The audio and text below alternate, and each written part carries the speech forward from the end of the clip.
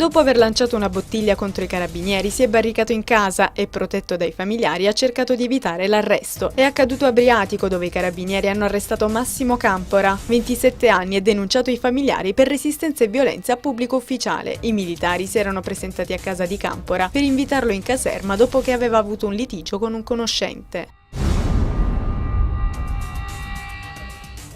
Il presidente della Commissione Sanità del Consiglio regionale, Nazareno Salerno, si è dimesso dalla carica. Il consigliere regionale ha spiegato in una nota stampa che le dimissioni sono giunte in seguito alle vicende che hanno interessato la sanità vibonese tramite processi riorganizzativi che hanno creato gravi disagi sui territori, non consentendo la piena tutela del diritto alla salute per le popolazioni interessate.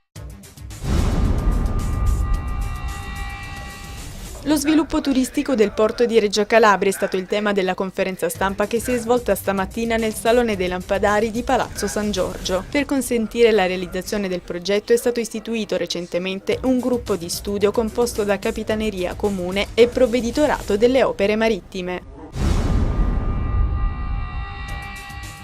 Manca ancora un mese per la beatificazione di Suor Elena Aiello a Cosenza e le richieste di partecipazione dei fedeli hanno superato già la soglia delle 15.000 adesioni. Il rito di beatificazione della prima donna calabrese, che sarà presieduto dal prefetto della Congregazione delle Cause dei Santi, Cardinale Angelo Amato, rappresentante del Papa, si svolgerà il 14 settembre nello Stadio San Vito.